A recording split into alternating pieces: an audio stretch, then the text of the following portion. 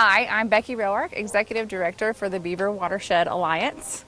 And we're here today at beautiful Lake Atalanta Park here in Rogers, Arkansas. And we're here to talk about low impact development and how those solutions can help communities manage stormwater. So here in Northwest Arkansas, we're blessed with 45 to 50 inches of rainfall each year.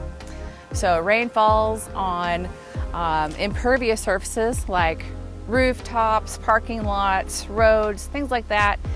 And then that rain picks up oil, grease, particles, and takes them down to a stream, which goes into another stream and eventually reaches Beaver Lake. That can be a challenge because Beaver Lake is our drinking water source for over 500,000 people in Northwest Arkansas. We're looking to work with developers and communities to find solutions to slow down that runoff, absorb those pollutants, and one of those solutions is low impact development.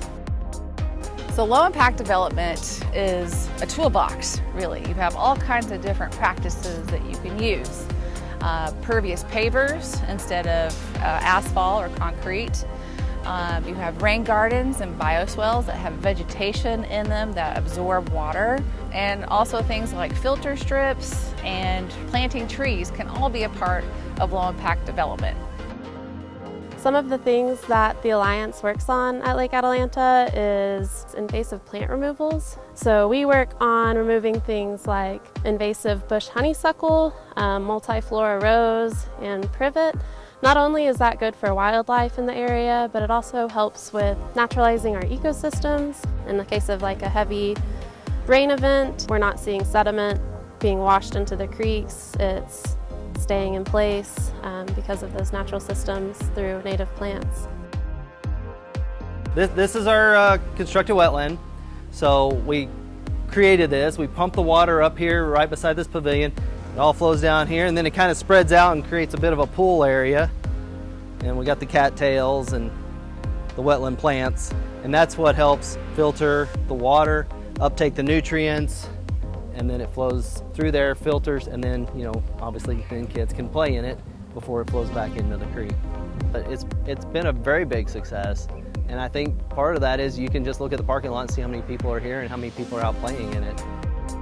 We're really fortunate to have the City of Rogers as a partner. They've been a leader in managing stormwater through their different frameworks and policies at the city level, down to the site level by installing things like low impact development throughout the city. So we appreciate Rogers and their efforts to keep water clean and healthy for Beaver Lake. So our primary and first goal in Rogers is to protect citizens and property from the flooding by maintaining surface drainage, creating development standards, preservation of open space, policies and best practices to comply with state, federal, and local requirements. So our second goal is to improve surface and subsurface waters for aquatic life and for other beneficial uses. So in Rogers, we promote pollution protection educational efforts to take action to enhance erosion and illicit discharge detection and compliance efforts, and implement best management practices consistent with national standards. Goal 3 in this stormwater management plan is to preserve and maintain surface waters, wetlands, and riparian areas. This is accomplished through the plan review process and permitting programs, as well as through improvement programs such as stream bank restoration.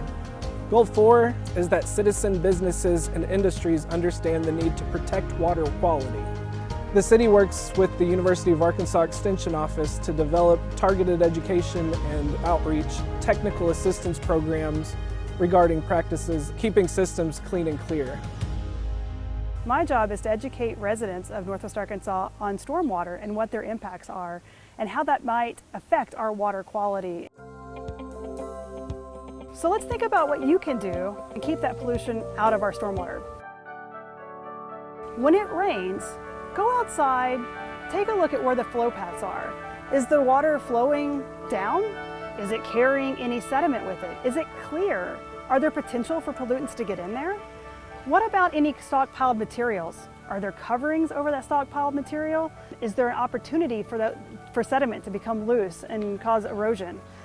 Check out your dumpsters. Are the lids closed? Are there plugs in place? Is there litter on the ground? Look under your equipment for oil leaks that might have happened.